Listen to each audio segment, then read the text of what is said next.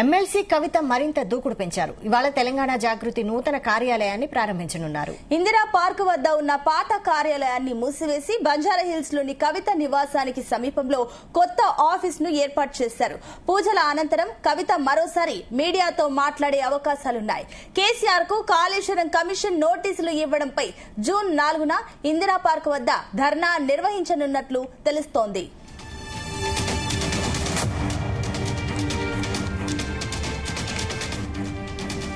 ఇదే అంశంపై మరిన్ని డీటెయిల్స్ బ్యూరో చీఫ్ నరేందర్ అందిస్తారు. నరేందర్.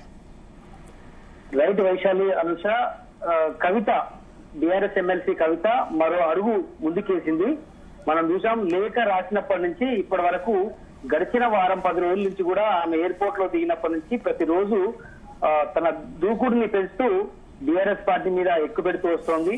నిన్న మనం చూసాం, జిల్లాకు వెళ్ళింది, అక్కడ మంచిర్యాలలో కూడా కామెంట్ చేస్తూ వచ్చింది. అదే సమయంలో మొన్న మనం చూసాం, చిట్చాట్ లో గట్టిగానే ఆరోపణ చేసింది. తన అన్నా మీద కావచ్చు, అదేవిధంగా బీఆర్ఎస్ పార్టీ ఎలాంటి కార్యక్రమాలు తీసుకోవట్లేదు, బీజేపీతో దోస్తానా చేయడం కానీ అదేవిధంగా మెడ్డి చేసే అంశం మీద కూడా చేసిన నేపథ్యంలో ఆ కామెంట్ మొత్తం రాష్ట్ర రాజకీయాల మీద తీవ్ర ప్రభావం పడింది. బీజేపీ కాంగ్రెస్ ఒక్కసారిగా బీఆర్ఎస్ మీద అటాక్ చేసినటువంటి పరిస్థితి మనం చూసాం. కానీ ఇప్పుడు లేటెస్ట్ గా మరొక ఇంపార్టెంట్ అప్డేట్ వచ్చింది. కవిత ఇంటి దగ్గర ఉన్నటువంటి ఆఫీస్ దగ్గర తెలంగాణ జాగృతి నూతన కార్యాలయాన్ని ఒకటి ఏర్పాటు చేయబోతోంది. తెలంగాణ జాగృతి నూతన కార్యాలయం అంటేనే ఆమె కొత్తగా పెట్టేటువంటి ఆఫీసే కావచ్చు, కొత్త పార్టీ ఆఫీసే అనుకోవచ్చు.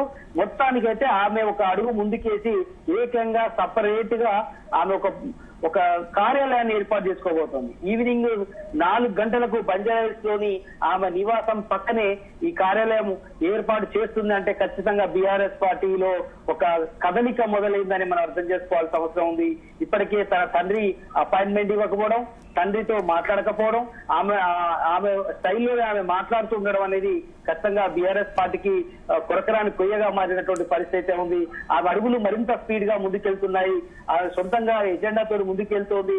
ఎవరైతే బీఆర్ఎస్ లో తనతో పాటు మొదటి నుంచి ఉన్నటువంటి, ఎవరైతే జాగృతి పెట్టిన 18-19 సంవత్సరాల నుంచి ఉన్నటువంటి కొంతమందితో మాత్రమే ఆమె ట్రావెల్ చేస్తోంది.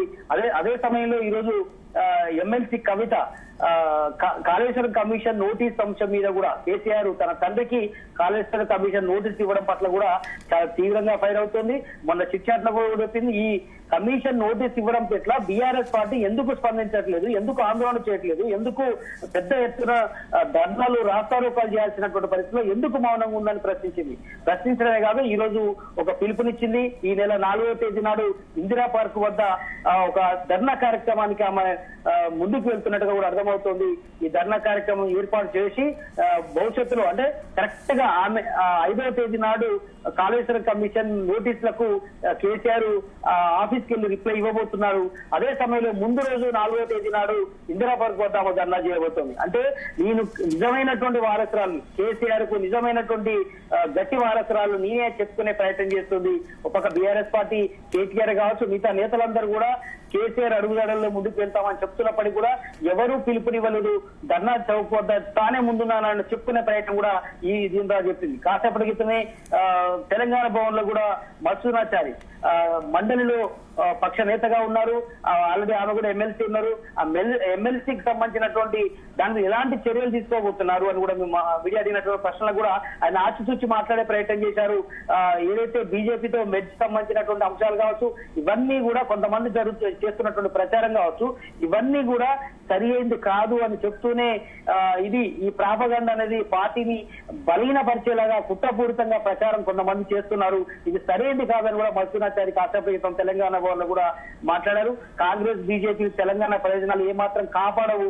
కేసీఆర్ సీఎం గా లేనందుకే ప్రజలు ఇప్పుడు బాధపడుతున్నారు కనుక కేసీఆర్ గత్యంతర పార్టీకి గాని తెలంగాణ రాజకీయాలు అనే విషయం కూడా మధునాచారి ఇండైరెక్ట్ గా కవితను అటాక్ చేసే ప్రయత్నం కూడా చేశారు.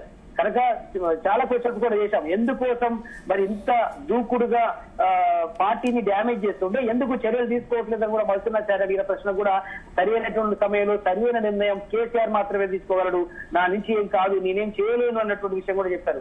అదే సమయంలో జూన్ 2వ తేదీన తెలంగాణ ఆవిర్భావ వేడుకలు ఉంటాయి, వాటిలో అందరూ కూడా కలిసి రావాల్సిన అవసరం ఉందని కూడా చెప్పే ప్రయత్నం చేశారు. కనుక జరిగిన పరిణామాలన్నీ కూడా మనకు తెలుసు, బట్ సరైన టైంలో నిర్ణయాలు జరుగుతాయి అనే విషయాన్ని ఆయన చెప్పుకుంటూ వచ్చారు. బట్ ఏదైనప్పుడు కూడా పార్టీలో ఇప్పటికే హరీష్ రావు కూడా వేరే రకమైనటువంటి ప్రెస్ మీట్ పెట్టి ఈ విషయంలో నో కామెంట్స్ అని చెప్పారు. ఇప్పుడు మల్సున్నాచారి కొంతవరకు మాత్రమే మాట్లాడారు, ఇది కేవలం కేసీఆర్ పరిధిలో ఉందని చెప్పారు.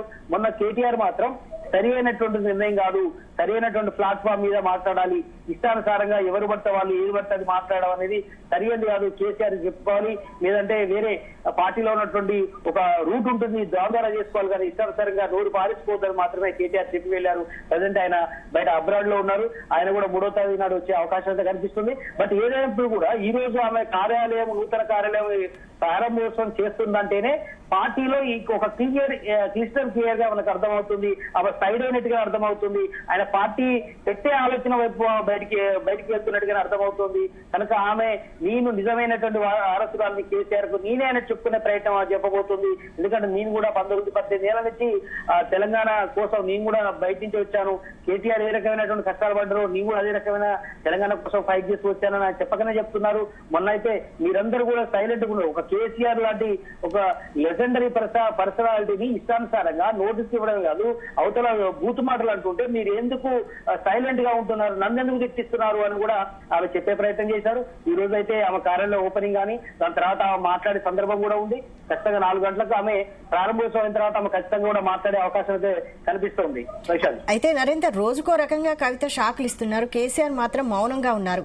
ఇప్పుడు కొత్త కార్యాలయం విషయంలో అయినా స్పందించే అవకాశం ఉందా? మరో పక్క ఇప్పుడు నూతన కార్యాలయం ఈ రోజు ప్రారంభించనున్నారు, ఇంకా 2 రోజుల్లో తెలంగాణ ఆవిర్భావ దినోత్సవం ఉంది. ఈ తెలంగాణ ఆవిర్భావ దినోత్సవం రోజున నూతన కార్యాలయంలో ఏదైనా కొత్త కార్యక్రమం చేపట్టే అవకాశం ఉందా కవిత?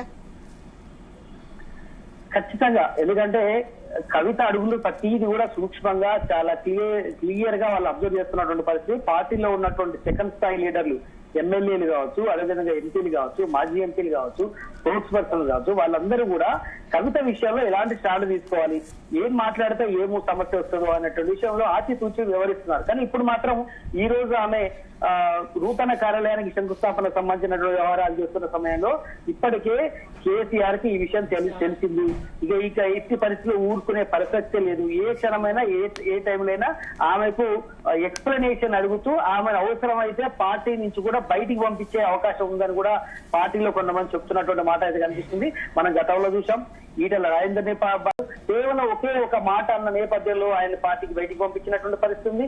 అదే సమయంలో అంతకన్నా ముందు ఆర్య నరేందర్ని బయటికి పంపించారు, ఒక సినీ స్టార్ గా ఉన్నటువంటి ఎంపీగా పనిచేసినటువంటి విజయశాంతిని బయటికి పంపించారు, అంతకంటే ముందు ఒక నాయకుని పంపించారు ఎంపీగా పనిచేసినటువంటి. ఇట్లా చాలా మందిని పార్టీలో ఏదైనా చిన్న మాట అన్న న్యూస్ రన్ చేసినా బయటికి పంపిస్తున్నటువంటి కేసీఆర్ ఈ రోజు తన బిడ్డ విషయంలో ఎందుకు మౌనంగా ఉంటున్నారని కూడా పార్టీలో నుంచి బయటకు వెళ్ళిన వాళ్ళు ప్రశ్నిస్తున్నారు, పార్టీలో ఉన్న వాళ్ళు కొంతమంది ప్రశ్నిస్తున్నారు.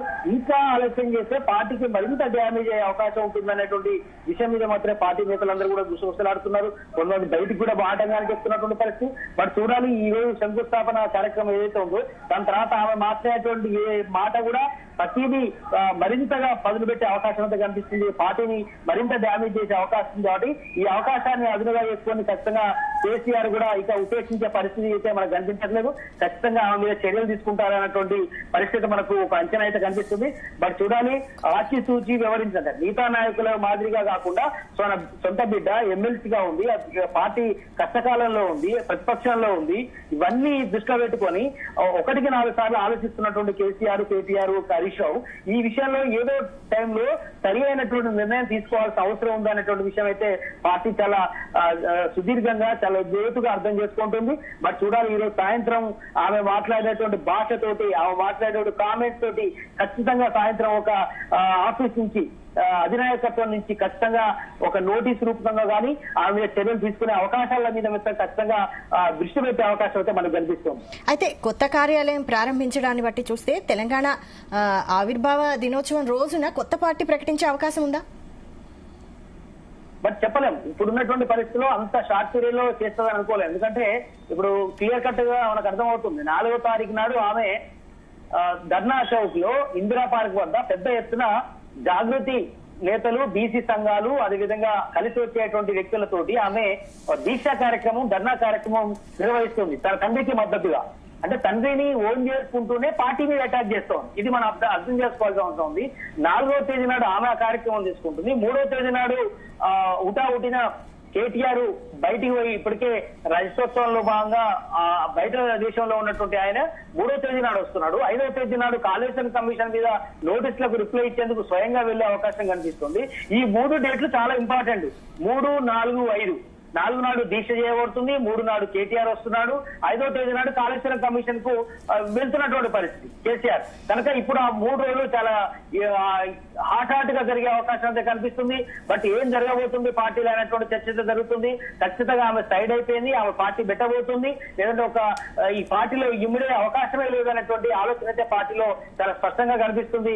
మనకున్నటువంటి సమాచారం ప్రకారం ఈ 6 నెలల్లో కావచ్చు, ఏ క్షణంలో అయినా కావచ్చు పార్టీ పెట్టే అవకాశం అయితే చాలా స్పష్టంగా కనిపిస్తుంది. ఆ పార్టీ రూపకల్పన, విధి విధానాలు ఎలా ఉండాలి, జెండా ఎలా ఉండాలి, అజెండా ఎలా ఉండాలి. కేసీఆర్ మంచోడే, కానీ బీఆర్ఎస్ పార్టీ ఎంచుకున్న విధానం సరైనది కాదు. కాంగ్రెస్ కు, బీజేపీకి ప్రత్యామ్నాయంగా కవిత మాత్రమే ఆ ఫైట్ చేయగలదు అనేటువంటి విషయం మీద ప్రయత్నం అయితే మనకు కనిపిస్తుంది. అయితే ఈ 4వ తారీఖున కవిత చేసే ధర్నాలో కేటీఆర్ ఉంటారా, లేదంటే బీఆర్ఎస్ నాయకులు ఎవరైనా పాల్గొనే అవకాశం ఉందా? ఎట్టి పరిస్థితుల్లో ఆమె సొంతంగా ఆమె చేస్తున్నటువంటి ఆ దీక్షా కార్యక్రమం, ఆ ధర్నా కార్యక్రమంలో బీఆర్ఎస్ సంబంధించినటువంటి ఎవరు ముఖ్య నేతలు పాల్గొనబోవట్లేరు. కేవలం జాగృతికి సంబంధించి ఆమె సొంతంగా నెలకొల్పబడిన జాగృతి ఏదైతే ఉందో ఆ జాగృతి ఆధ్వర్యంలో మహిళలు, చాలా మంది యువత, మధ్యతరగతి వాళ్ళు, అది బీసీ సంబంధించినట్టు కొంతమంది కలిసి వచ్చేటువంటి వ్యక్తులతోటి, అదే సమయంలో కాళేశ్వరం కమిషన్ సంబంధించినటువంటి సమర్థించే వాళ్ళు, ఇట్లా చాలా అంశాల మీద ఆమె 4వ తేదీ నాడు ఆమె సాయంత్రం దాకా కూర్చుంటుంది. అక్కడే అడ్రస్ చేస్తుంది. మరొకసారి కేసీఆర్ చాలా గొప్ప నిర్ణయం తీసుకున్నారు, కాళేశ్వరం తీసుకున్నటువంటి నిర్ణయం చాలా మంచిదని చెప్తూనే బీఆర్ఎస్ పార్టీ మీద కూడా అదే వేదిక నుంచి అటాక్ చేసే అవకాశం అయితే చాలా స్పష్టంగా కనిపిస్తుంది. ఖచ్చితంగా కవిత తీసుకున్నటువంటి నిర్ణయం ఏదైతే ఉందో ఖచ్చితంగా కవిత వెనుక ఎవరో ఉన్నారు అన్నటువంటి చర్చ కూడా మనం గడిచిన నెల 15 రోజుల నుంచి మనకు వినబడుతుంది. ఖచ్చితంగా ఎవరో గైడ్ ఉన్నారు, ఆమెకు సూచనలు, సలహాలు ఇస్తున్నారు, కొంతమంది మేధావుల ఇంటెలెక్చువల్స్ ల ఆలోచన షేర్ చేసుకుంటుంది అన్నటువంటి చర్చ జరుగుతుంది. బట్ చూడాలి 4వ తేదీ నాడు ఆ దీక్షా స్థలి నుంచి ఆమె ఏం రకమైనటువంటి వ్యాఖ్యలు చేస్తుందన్న దాన్ని బట్టి ఆమె భవిష్యత్తు ఆధారపడే అవకాశం ఉంటుంది. అంతకంటే ముందే ఈ రోజు సాయంత్రం 4 గంటలకు శంకుస్థాపన కార్యక్రమం ఏదైతే చేయబోతుందో అక్కడ ఖచ్చితంగా ఆ పార్టీ లైన్ ప్రకారం ఏ రకంగా తీసుకోబోతుందని కూడా చూడాలి. ఖచ్చితంగా కేటీఆర్ కు అదేవిధంగా ఆ పార్టీలో ఉన్నటువంటి కొంతమంది ముఖ్యులు ఆమెకు మాత్రం పడట్లేదు అనేది మాత్రం చాలా స్పష్టంగా అర్థమవుతుంది. కొంతమంది దయ్యాలు ఉన్నారని చెప్పింది. ఆ దయ్యాలు ఎవరో బయటికి వెల్లడించేదాకా నేను ఊరుకునేది లేదు అని డిమాండ్ చేస్తూ వస్తుంది. కేసీఆర్ గొప్పవాడు, కేసీఆర్ నాకు ఇన్స్పిరేటర్, అదే సమయంలో ఒక దేవుడు లాగా నన్ను చూసుకుంటానని చెప్తున్నారు. అదేవిధంగా పార్టీ మాత్రం సైడ్ కావడానికి, ఈ రకమైనటువంటి పరిస్థితి రావడానికి ఖచ్చితంగా పార్టీలో ఉన్నటువంటి అవకాశవాదులుగా తయారయ్యారనే విషయం అయితే ఆమె చిట్చాట్లో చెప్పారు, బయట చెప్పింది. బట్ చూడాలి దీని మీద ఓవరాల్ గా ఎలాంటి పరిస్థితి ఉంటుంది బీఆర్ఎస్ పార్టీలో. ఒక కుదుపులాగా కుదిపే అవకాశం అయితే కనిపిస్తుంది. ఇప్పుడు బీఆర్ఎస్ లో జరుగుతున్నటువంటి ప్రతి అంశాన్ని కాంగ్రెస్ కావచ్చు, బీజేపీ కావచ్చు ఒక అస్త్రంగా లాగా మార్చుకుంటుంది. ఇప్పటికే కాళేశ్వరం కమిషన్ లో జరిగినటువంటి అవకతవకలు కావచ్చు, ఆ డ్యామ్ కూలిపోవడం కావచ్చు, ఈ అంశం మీదనే ఇప్పటికే గడిచిన ఏడాది నుంచి ఉక్కిరి బిక్కిరి చేస్తుంది కాంగ్రెస్ పార్టీ. కమిషన్ నోటీస్ ఇచ్చింది, ఎదురుదాడి చేస్తుంది. బీజేపీ కూడా ఇప్పుడు అదే స్థాయిలో ఫైట్ చేస్తూ వస్తుంది. అదే సమయంలో ఇప్పుడు పార్టీలో జరుగుతున్నటువంటి పరిణామాలు, ఆమె నిన్న చేసినటువంటి కామెంట్స్, చిట్రాజు చేసినటువంటి కామెంట్స్, బీజేపీతో మెర్జ్ అనేటువంటి కామెంట్ ఏదవుతుందో పార్టీని మరింత ఇబ్బంది చేసే ప్రయత్నం ఏదో జరుగుతుంది. దీన్ని మరి ఏ రకమైన కూర్చుకునే అవకాశం ఉంటుందో చూడాలి. కేటీఆర్ దీనికి ఎలా సమాధానం చెప్తారో చూడాలి. మొత్తం బీఆర్ఎస్ వర్కింగ్ ప్రెసిడెంట్ కేటీఆర్ మీదనే పార్టీ మొత్తం ఆయన మీద భుజస్కంధాల మీద కేసీఆర్ పెట్టారు కనుక కేసీఆర్ తెలియంది ఏది కూడా జరగదు కాబట్టి కేటీఆర్ ఏం నిర్ణయం తీసుకోబోతున్నారు 3వ తేదీ నాడు వచ్చి అనేది కూడా ఆలోచన చేసే అవకాశం ఉంటుంది. అంతలోపల ఏమైనా కేసీఆర్ మరి కవితను పిలిపిస్తారా? ఇప్పటికే కూడా మాట్లాడుతున్నట్టుగా కూడా తెలుస్తోంది. ఇప్పటికే ఫోన్ లో 1-2 సార్లు మాట్లాడారని కూడా కొంతమంది విశ్వసనీయ వర్గాల ద్వారా సమాచారం ఉంది. బట్ మన చిట్ చాట్ లో మాత్రం నేను కలిశాను, కలవలేదని మీతో చెప్పాల్సిన అవసరం లేదని చెప్పకనే చెప్తోంది. బట్ అంతిమంగా మాత్రం పార్టీలో ఏదో జరుగుతుంది అనే చర్చ జరుగుతుంది. ఆమెను నిర్లక్ష్యం చేశారనేది మాత్రం పార్టీ నేతలు చెప్తున్నటువంటి పరిస్థితి మనం చూస్తున్నాం. బట్ ఆమె సైడ్ అయిపోయినటువంటి నేపథ్యంలో భవిష్యత్తులో ఆమె తీసుకున్నటువంటి నిర్ణయాలు పార్టీ మరింత దేవాచేలాగా అనిపిస్తున్నాయి. ఆమెను చాలా మందిని బయటికి తీసుకెళ్లే అవకాశం కూడా కనిపిస్తున్నట్టుగా అర్థమవుతుంది. ఈ రోజు సాయంత్రం ఆమె మాట్లాడేటువంటి భాష ఏదైతే ఉంటుందో పార్టీని ఏ రకంగా నష్టం చేస్తుంది, ఆమె ఫ్యూచర్ ప్లాన్ ఏంటి కూడా మనకు తెలిసే అవకాశం ఉంటుంది. Right, thank you Narender.